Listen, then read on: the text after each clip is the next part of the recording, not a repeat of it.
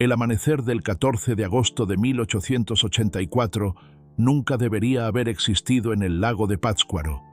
A las 3:07 de la madrugada, cuando aún no había un solo candil encendido en las casas del poblado, un grupo de pescadores escuchó una campanada proveniente del cerro cercano. Era una campana vieja, conocida por todos, la de la capilla abandonada que vigilaba la colina desde hacía décadas. Pero esa noche, algo imposible ocurrió. La campanada retumbó en todo el valle, menos en un punto exacto sobre el lago. Un círculo perfecto de neblina, blanca, espesa, inmóvil, absorbió el sonido como si fuera un pozo sin fondo. Cualquier ruido que tocara ese espacio desaparecía. No se atenuaba, no viajaba, simplemente dejaba de existir. Uno de los pescadores, pálido, murmuró lo que se repetiría durante generaciones. Dicen que quien deja su voz en ese sitio nunca vuelve igual. Ese silencio antinatural marcó el inicio del caso más perturbador registrado en el pueblo durante todo el siglo XIX. El día anterior, 13 de agosto, había sido inusualmente frío. El joven maestro rural Mateo Pulido, recién llegado desde Morelia para hacerse cargo de la pequeña escuela del pueblo, notó algo extraño mientras caminaba por la orilla del lago. La neblina matutina, que normalmente subía hacia los cerros y se disipaba con la luz, no ascendía. Permanecía baja, inmóvil, abrazando la superficie del agua como si respirara con suavidad. Mateo no era supersticioso. Confiaba en explicaciones naturales, fenómenos del aire, variaciones térmicas. Pero ese día, un detalle le inquietó. Cada vez que se acercaba a los juncos, el sonido de sus pasos parecía apagarse antes de llegar a los árboles, como si el lago se lo tragara.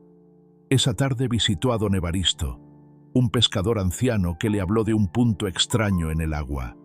«Es un silencio que pesa, maestro. Uno habla, y el lago no devuelve la voz». Mateo sonrió por cortesía, pero la seriedad en los ojos del pescador lo persiguió hasta la noche. Los rumores crecían, ecos que morían, remos mudos, sombras que se deslizaban bajo la superficie sin agitar el agua. Nada encajaba en su lógica. Sin embargo, una inquietud casi infantil, mezcla de curiosidad y desafío, lo empujó a investigar. Aquel impulso sería su condena.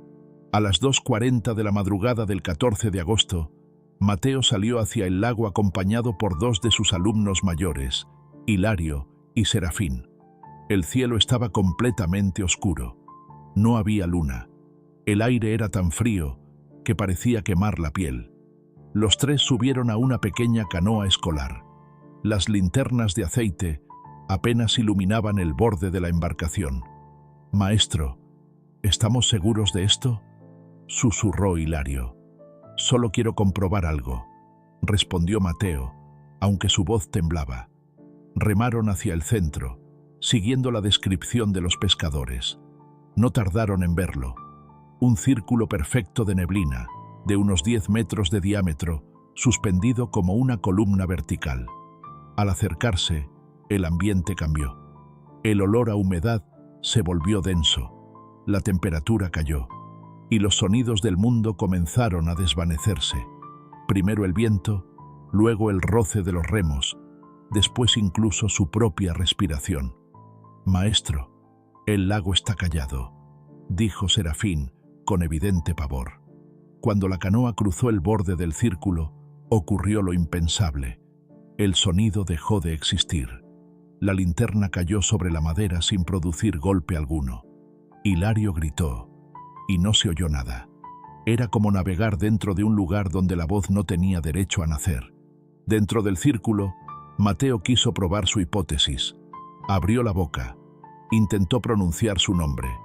Los muchachos lo vieron articular cada sílaba, pero no emergió sonido alguno. Era como si la neblina lo silenciara antes de dejarlo hablar. Para demostrarse que aún controlaba la situación, Mateo metió la mano en el agua. La superficie vibró, y desde el fondo surgió un murmullo profundo, grave, imposible de asociar a un ser humano. un eco ahogado que arrastraba su nombre. Mateo. Los alumnos retrocedieron con horror. La luz tembló, y bajo la superficie, una sombra alargada se deslizó con lentitud, sin generar ondas. De repente, la canoa dio un tirón brusco, como si algo la sujetara desde abajo. Serafín intentó gritar, «¡Rema!», pero su voz tampoco existió.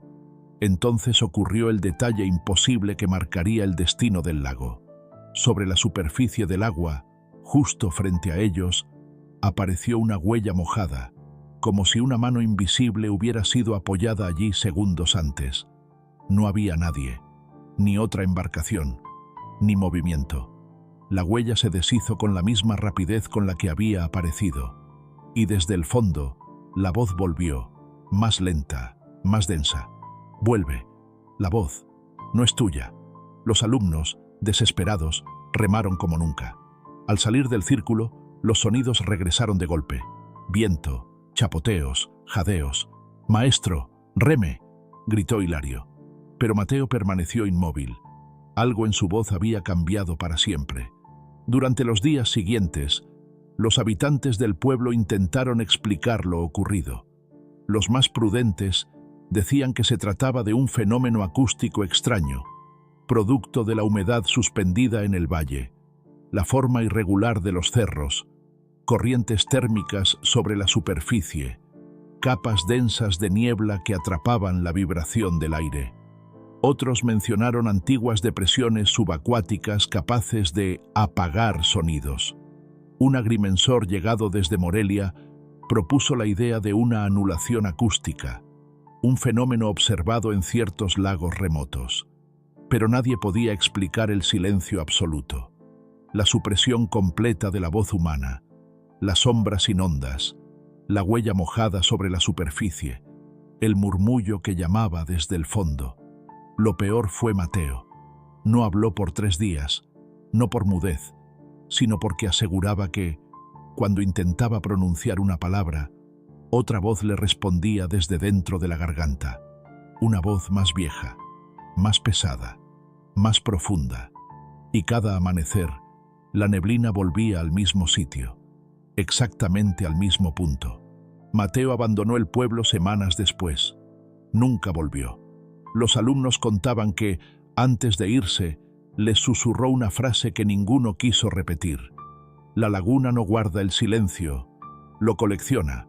Los pescadores más viejos aseguraban que ese punto del lago existía desde antes de la memoria escrita, que cada varias décadas alguien dejaba allí una parte de sí mismo. La neblina continúa apareciendo en el mismo lugar. El círculo sigue siendo perfecto, y cuando surge, los pájaros callan, los remos pesan, y el aire se vuelve espeso como un secreto que se niega a salir. Los habitantes no se acercan, no necesitan explicaciones, porque en ese punto del lago, donde la voz deja de pertenecer al que la pronuncia, la verdad no regresa, solo queda el eco de lo que nunca debió existir.